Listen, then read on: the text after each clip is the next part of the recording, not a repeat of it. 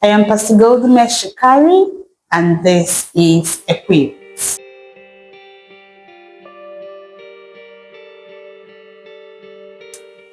On this episode of Equipped, we'll be looking at recognizing red flags early. Recognizing red flags early. What are red flags? In a relationship, red flags are warning signs. They indicate unhealthy conditions in that relationship. There are warning signs that indicate unhealthy or unwholesome conditions in that relationship. Red flags also provide information about the personality one is trying to build the relationship with. When you're in a relationship with a male or a female, when the red flag is coming, for instance, from the male, that is providing information from the female about the personality of this male. If the red flag is coming from the female, it is providing information for the male about the personality of this female. Red flags in a relationship cannot be divorced from the personality of the individual from whom the red flags are coming. When I do stuffs that become red flags, they go to describe who I am. You cannot excuse it away. It is what I do is a function of who I am. What I do reflects who I am. So when those things that I do become a red flag or are seen as a red flag, then they are speaking to you about my personality, about who I am. The problem about red flag is that a lot of people in relationships just want to wish it away, just want to explain it away, just want to excuse it away when they should actually be dealing with it. Some red flags can be worked upon. It's not every red flag that you see that just tells you call off this relationship. No, some red flags can be worked upon. Probably they are not very severe, or they are communicating things that can be changed, things that can be amended. Okay, but there are some other red flags that are permanent personalities of people that might either not be possible to be changed or might take a long time for them to be worked upon. Those red flags are grave. So for such red flags, if you do not have all the time and the patience in the world, you might just take a walk. But if you think that you can deal with it, you are allowed to deal with it, so long as you ensure that everything or every information that red flag has communicated has been sorted out before you take the relationship to the next level. Identifying red flags early in a relationship saves those involved in the relationship from impending danger, from impending issues, from avoidable mistakes.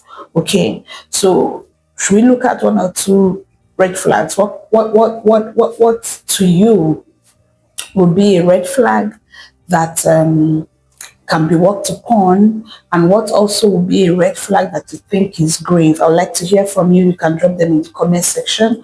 But I would just want to say that if you're in a relationship with a lady and at every little opportunity the lady is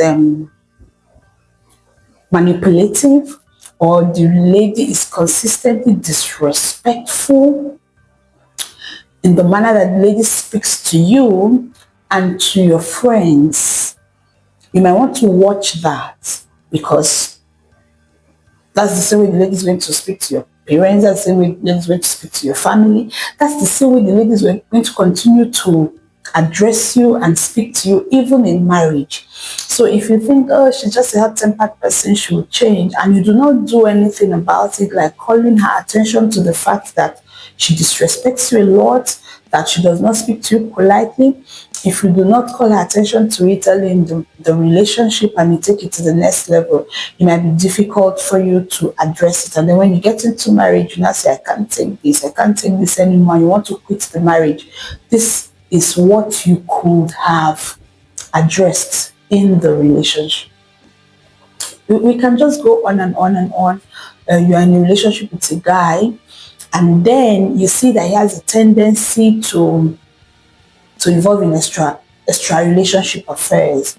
He's always making excuses, he's always apologizing.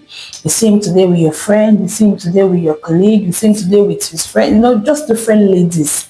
And you say, it's because you're not married, God was with a lady. When he gets married to you, he will date ladies in your presence and he will not be able to do anything. He will say you already knew who he was. So if you're not okay, and you shouldn't be okay with extra relationship affairs, you should speak to the guy and address it. Otherwise, he's going to be involved in adultery, he's going to be constantly involved in extramarital affairs, and you might not be able to do anything about it. I read a story about a lady. She's married, she has about 6 kids, and she was pregnant for the seventh child. And then she does not have a help at all. And her friend was like, are you not going to just kill yourself? Don't you think you need a help? She said, no, if I bring a help to the house and she's a lady, my husband will sleep with her. My husband has been consistently sleeping with my house helps.